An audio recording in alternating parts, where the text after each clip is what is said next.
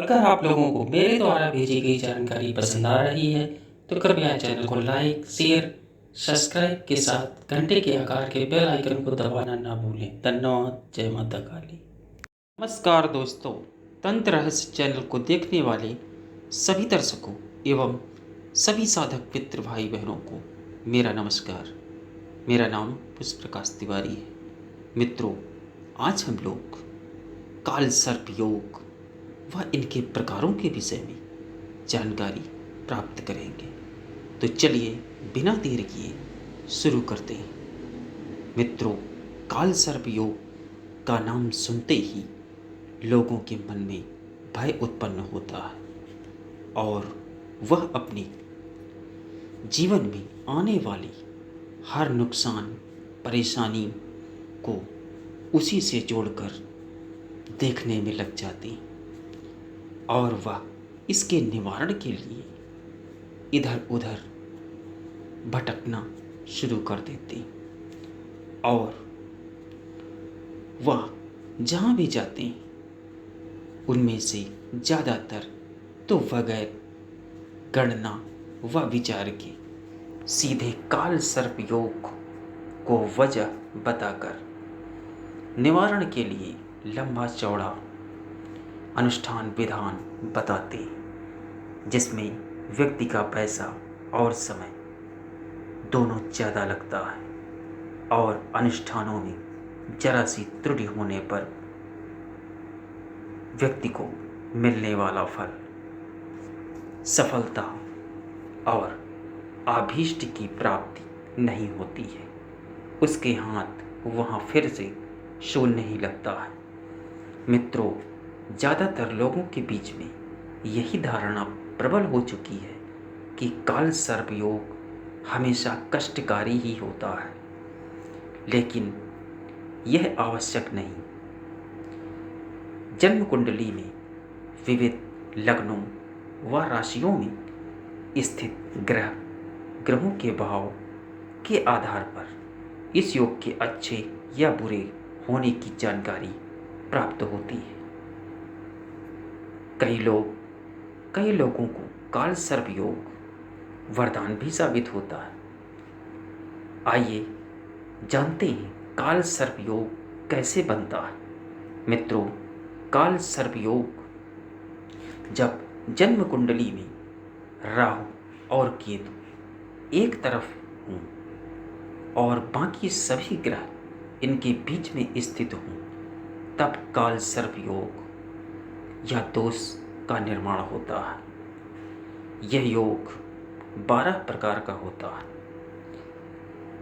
हम यहाँ आपको क्रम अनुसार इनके विषय में संक्षिप्त जानकारी देने का प्रयास कर रहे हैं, जिसके माध्यम से दर्शकगण इनके विषय में जान सकेंगे और समय से इन योग या दोषों से पीड़ित व्यक्ति इनके विषय में जानकर इनका निवारण स्वयं या किसी योग्य जानकार से मिलकर उसी समस्या का निवारण करा सकेगा जो दोष या योग उसमें से आ रही है।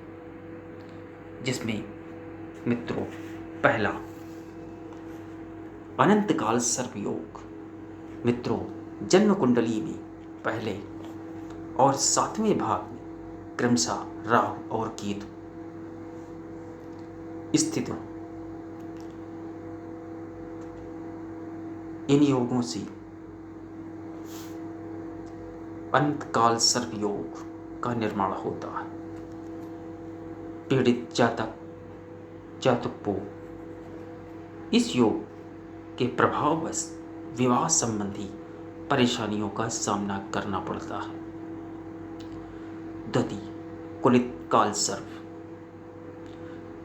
कुंडली के दूसरे भाव में राहु और 8वें में केतु हो। इस दोष से पीड़ित व्यक्ति को शारीरिक कष्ट प्राप्त होते हैं। तीसरा, वासुकी काल सर्प योग। मित्रों, कुंडली के तीसरे भाव में राहु और नवम भाव में केतु स्थित होने पर यह दोष उत्पन्न होता है। यह काफ़ी खतरनाक और प्रभावशाली माना जाता है।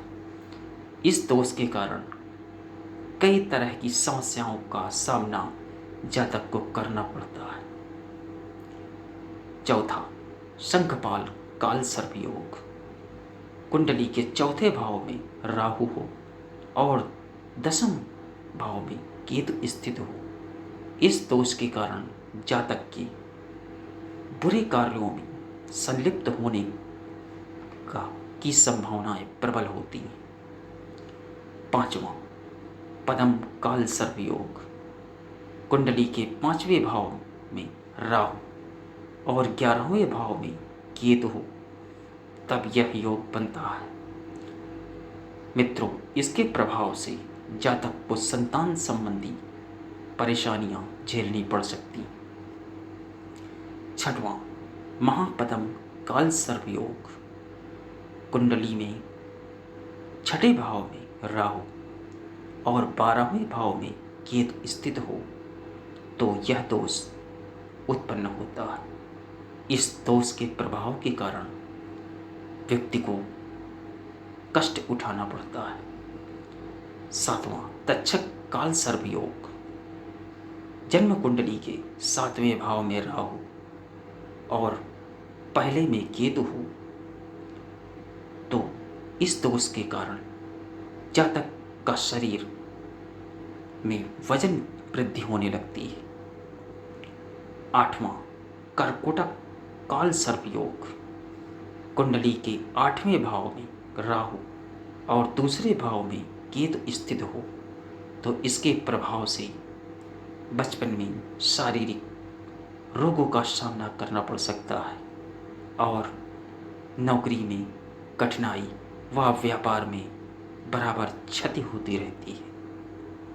नौवां, शंखचूड़ काल सर्प योग। कुंडली के 9वें भाग में राहु और तीसरे में केतु स्थित हो तो इस योग से पीड़ित जातक को पितृदोष होता है, जिसके प्रभाववश पिता का सुख नहीं प्राप्त होता और कारोबार में ज़्यादातर क्षति होती रहती है। 10वां, घातक काल सर्प योग। मित्रों, जन्म कुंडली के 10वें भाव में राहु और चौथे में केतु स्थित हो तब यह योग बनता है।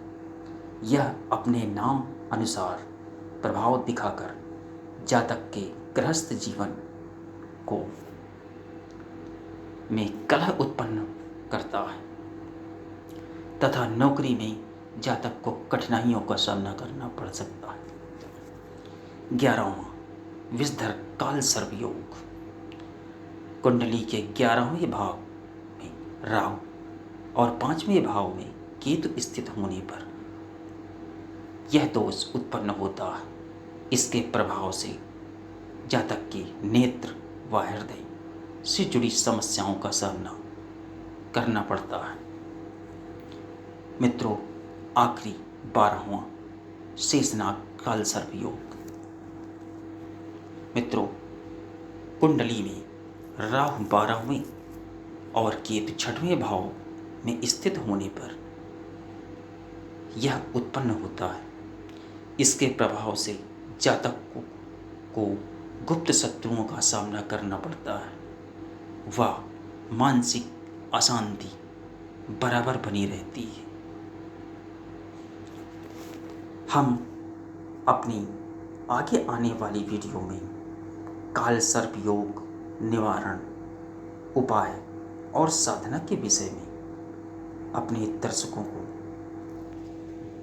पूर्ण जानकारी देने का प्रयत्न करेंगे, जिसके माध्यम से ज़्यादा लोग इसे जानकर इसका लाभ उठा सकें और इन दोषों का निवारण कर इनके भयंकर प्रभावों से जीवन में आने वाली समस्याओं को रोक सकें।